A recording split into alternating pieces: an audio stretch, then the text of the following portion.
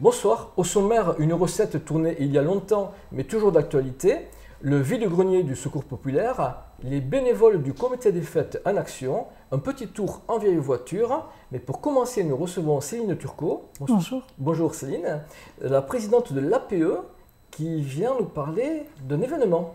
Oui, nous venons vous parler de Carnaval, donc une nouvelle édition cette année tournée sur le thème du Far West. Donc on souhaite faire venir un maximum de monde.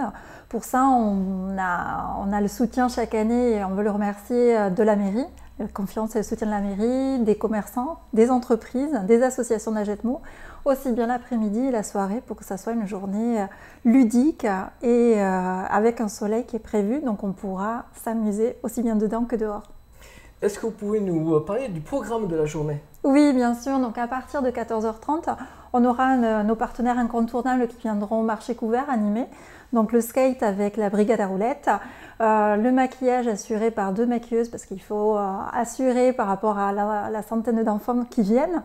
Donc on aura Lucie Botti, on aura des coloriages, des jeux, les manèges. Et puis sur le thème du Far West, on a la Ganaderia Nogues qui vient pour proposer des balades à poney. Et bien évidemment, on proposera de mettre en valeur les enfants qui viennent déguisés chaque année, donc de les faire défiler sur un podium avant, bien évidemment, de défiler dans la ville avec Monsieur Carnaval. Donc on vous réserve une petite surprise puisque cette année, Monsieur Carnaval sera agrémenté d'une décoration spéciale. On pleurera peut-être de le faire brûler après un petit jugement, mais en tout cas, ce sera animé comme bien évidemment par la banda des biberons et les pantalons de la Braust. Donc on reste vraiment très agetmosiens dans l'ambiance et on reviendra ensuite au marché couvert où on remettra un prix pour les enfants à qui on décernera le meilleur déguisement. Est-ce qu'on aura un repas? Oui, bien évidemment. Donc on clôture toujours cet après-midi par un repas cette année. La nouveauté, c'est qu'on a lancé un repas spectacle. Donc c'est vrai que le thème du western nous a inspirés et on a fait venir la compagnie country Fakwa de Saint-Sevé qui va nous proposer un repas spectacle. Alors le temps de l'apéritif, on aura quelques danses et une initiation. Et puis ensuite, vraiment plusieurs danses sur lesquelles on pourra à la fois écouter, profiter, voire redanser et manger un petit repas qu'on vous concocte, bien évidemment, grâce à nos partenaires, mais aussi grâce à nos bénévoles. Donc un repas, on va dire, Far West. On peut parler un petit peu du menu Oui, bien évidemment. Donc pour les adultes, on tourne à 13 € et les enfants à 6 €. Donc on aura une soupe du cow-boy, une assiette qu'on a appelée du Far West, donc une sorte de salade César, des travers de porc de chez Berton avec ses pommes au four, les nuggets plutôt pour les enfants et des brownies donc fabriqués par Ponce. Et avec une petite crème anglaise, 20 cafés compris. Vous nous donnez faim. Hein? J'espère. Bon, Céline, est-ce que vous pouvez nous rappeler la date et le lieu, du coup? Bien évidemment, donc on vous donne rendez-vous le samedi 22 février dès 14h30, donc pour profiter aussi bien d'une après-midi ensoleillée et d'un repas convivial. Donc venez nous soutenir parce que tout ça, c'est au profit, bien évidemment, des écoles. Donc tous les bénéfices sont remis aux 3 écoles maternelles, élémentaires et collèges. Génial. Merci beaucoup Céline, on sera là. Merci beaucoup. Samedi et dimanche dernier, le Secours Populaire proposait un vide-grenier salle Chalos. Aujourd'hui, nous faisons un vide-grenier, c'est-à-dire vente de vaisselle, petits meubles, quelques petits vêtements, surtout des vêtements de carnaval. On a des petits costumes et à petit prix. Voilà, à petit prix, ne dépensant pas 5, 6 €, les grosses pièces 10, sinon c'est tout à 1 et 2 €. Bon, cette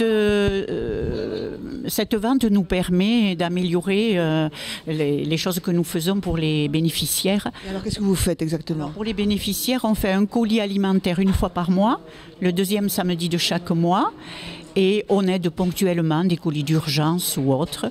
Le jour de la distribution alimentaire, on donne un vêtement aussi par personne, un vêtement par personne aux familles bénéficiaires. Il faut dire que les familles bénéficiaires sont quand même gérées par les assistantes sociales. Ce n'est pas nous qui décidons. Les assistantes font des dossiers, les assistantes sociales. Donc une personne, elle ne peut venir que si au préalable elle a vu l'assistante sociale. Sinon on fait des colis d'urgence, on est quand même on est là pour faire de l'urgence aussi. Si quelqu'un arrive et n'a rien à manger, on remplit le frigo, hein. C'est pas sans les assistantes sociales, mais après on demande un dossier assistante sociale. En fonction de ce dossier, elle nous donne 2 mois, 3 mois, 6 mois, 1 an à aider. Voilà, et on aide donc tous les 15 jours et chaque fois qu'il faut, en vêtements, en alimentation. Voilà. Et donc vous êtes obligé d'acheter l'alimentation? On reçoit un peu d'alimentation de l'Europe, mais de moins en moins. Et on a l'impression que les robinets vont se fermer.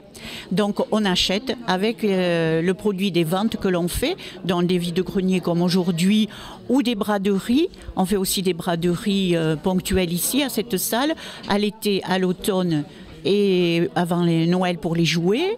Ensuite, on fait des ventes, des déstockages, on appelle là-bas notre local. On fait des déstockages ponctuels.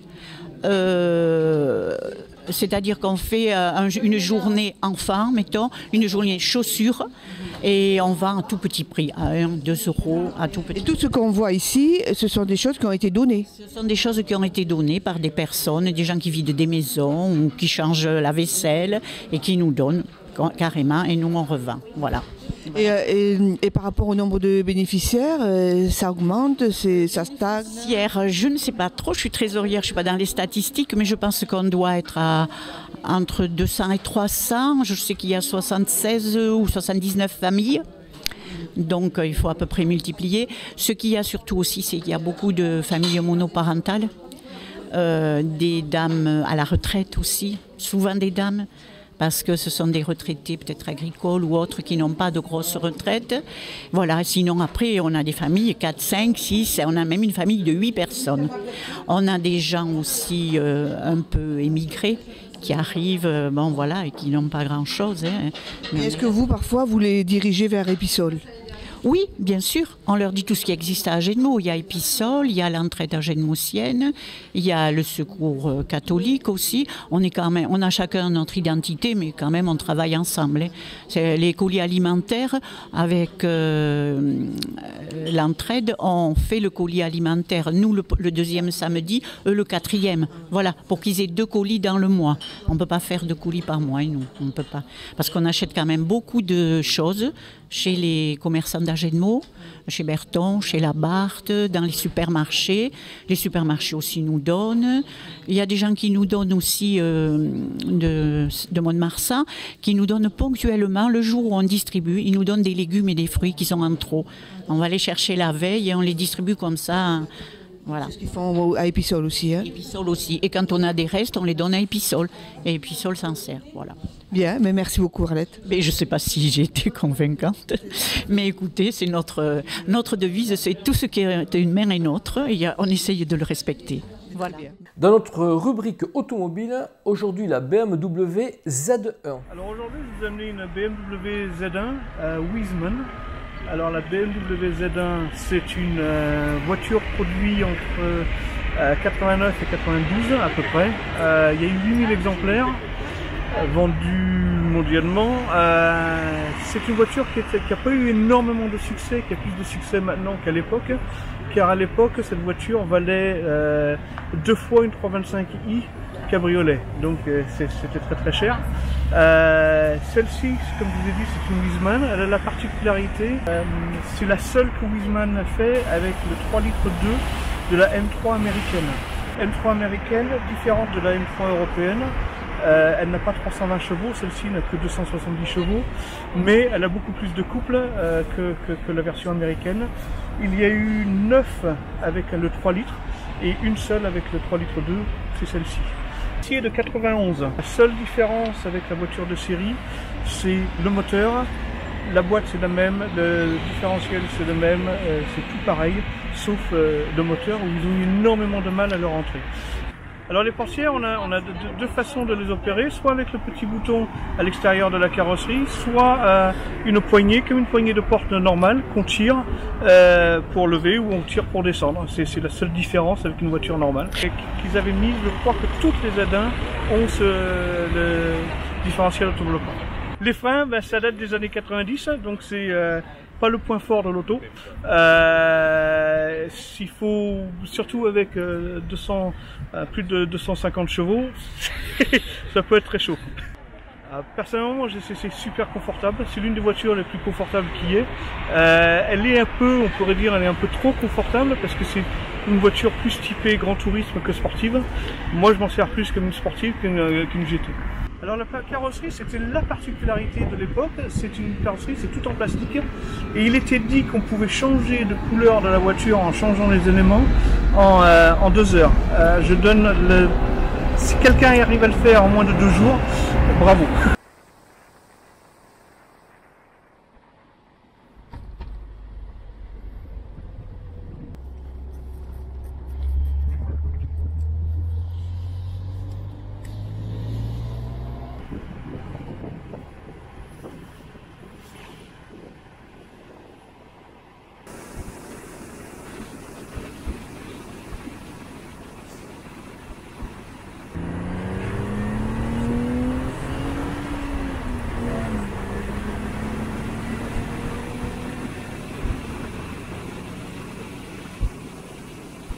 Dimanche, salle de la Rotonde, le comité des fêtes a organisé le bal musette de la Saint-Valentin. 90 personnes ont pu se régaler lors du repas concocté par les bénévoles. Une cinquantaine les a rejoints pour danser. Convivialité et bonne humeur au menu. Mesdames, Messieurs, très bon appétit, très bonne journée. Et merci à l'orchestre Tropicana de renouveler encore sa présence ici, malgré des dates très compliquées, mais ils y sont arrivés. Je vous souhaite une agréable journée en notre compagnie. Merci à vous tous. Mesdames, Messieurs, merci beaucoup. Merci à mes bénévoles, merci à vous tous. Et très bonne journée.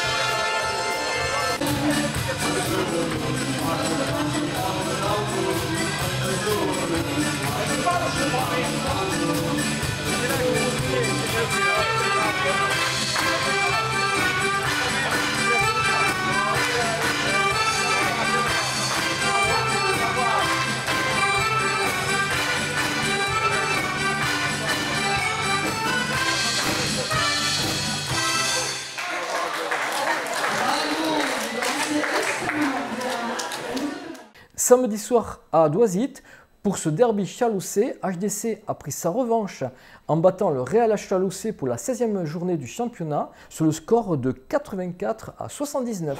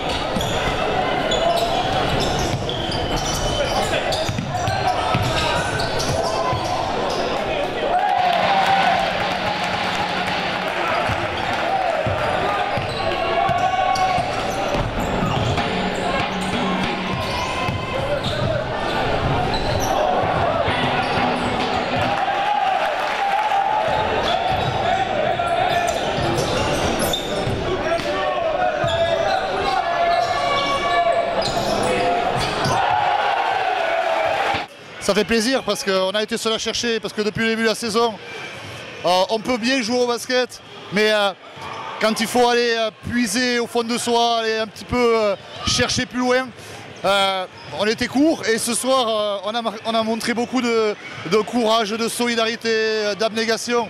Je suis vraiment très fier des garçons. Alors en soi ça ne va pas changer notre saison, mais c'est un derby contre une très belle équipe du Real. Donc je ne vais pas galvauder notre performance parce que pour moi c'est une performance. Et voilà, je suis vraiment très fier des garçons qui ont été généreux, et qui ont été surtout constants sur toute la rencontre, même dans les moments difficiles quand le Real a mis la main sur le match. On n'a pas paniqué et on a su repartir de l'avant. Donc vraiment une belle victoire ce soir.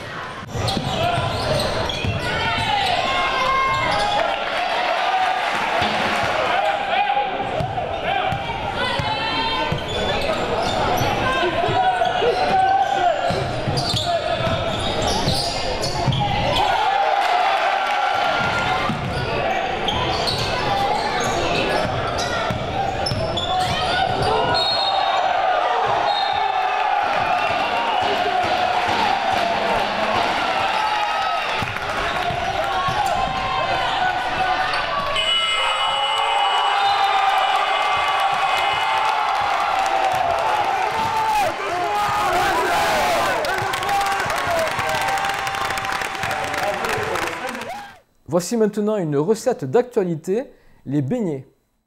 Alors je mesure l'eau avec le bol et je mesure la farine aussi comme ça. Je mets autant d'eau que de farine.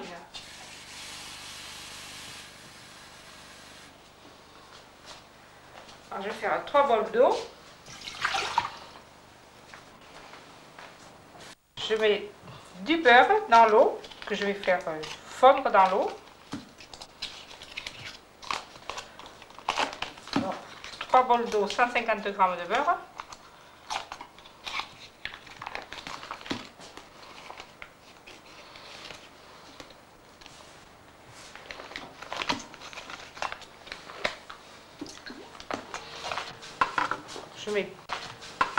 Je mets du zeste de citron.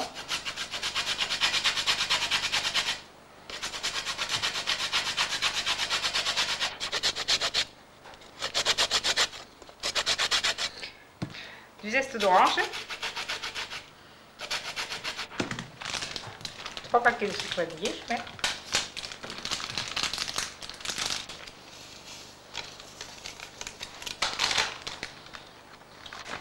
Et je mets à chauffer.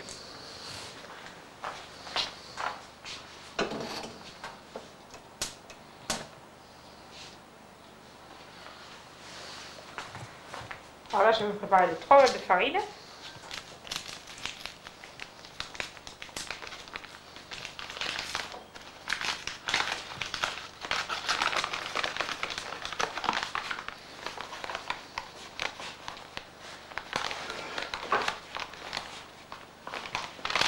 Trois bols de farine, 3 bols d'eau. Ouais.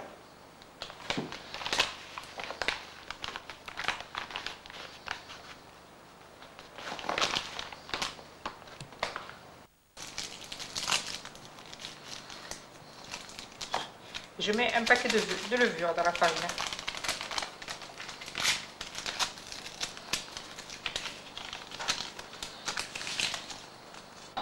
Bon, maintenant, il faut attendre que l'eau bout pour mettre la farine dans l'eau.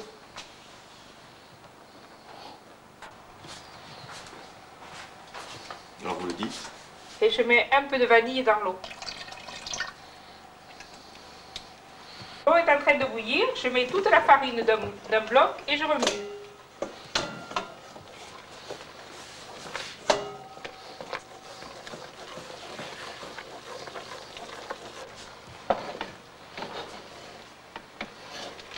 Jusqu'à quand faut-il remuer?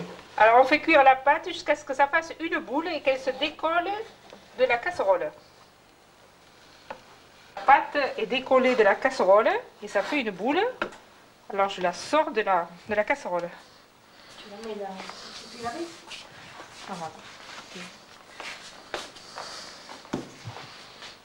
Voilà. Alors je laisse refroidir un peu avant d'y mettre les œufs. Je fais tout. Alors quand la pâte est tiède, on commence à mettre les œufs un par un.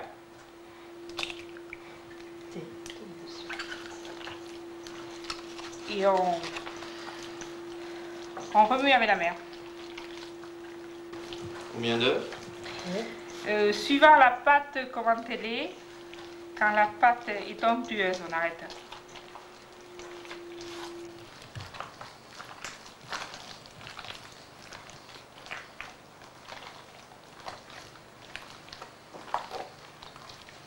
Top. Ça va être bientôt assez parce qu'elle est onctueuse, la pâte, elle colle. Alors on va mettre un autre et après je pense que ça va aller.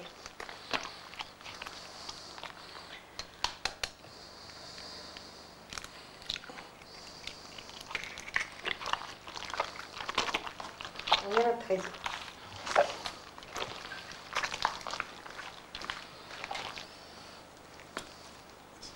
Alors maintenant, on va mettre de l'eau de vie.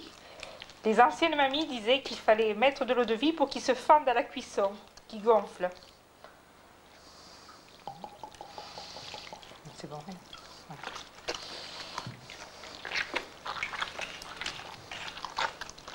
Et quand elle colle comme ça aux mains, c'est qu'elle est bonne.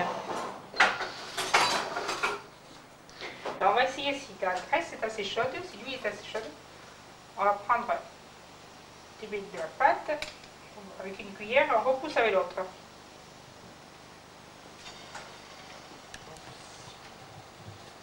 Ça a l'air d'être assez chaud.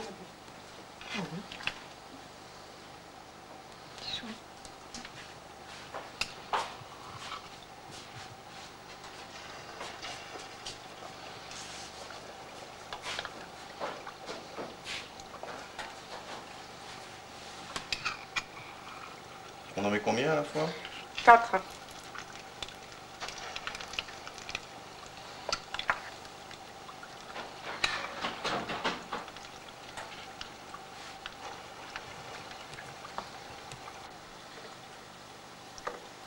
Quel temps de cuisson à peu près? Oh, 5, enfin, presque 10 minutes, et je pense qu'il va falloir. Alors, il faut les faire cuire doucement.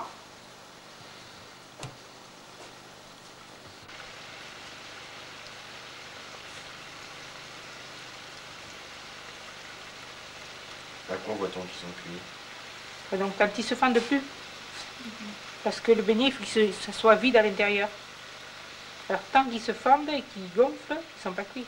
Il est temps de tourner.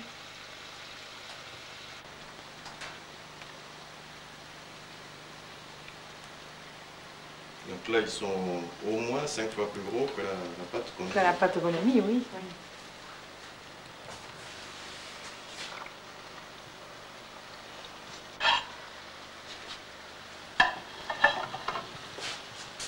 Alors là, ils ne gonflent plus, ils sont bien dorés. Je vais les enlever parce qu'ils doivent être cuits. Une fois qu'ils sont sortis du feu, on y met bien du sucre parce qu'on n'a pas du tout mis de sucre dans la pâte.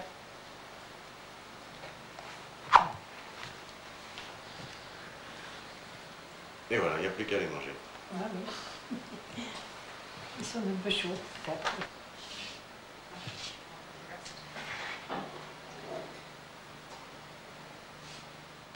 Pour notre jeu de la semaine dernière, il fallait nous dire que c'est Claire Bretéché qui nous a quittés dernièrement.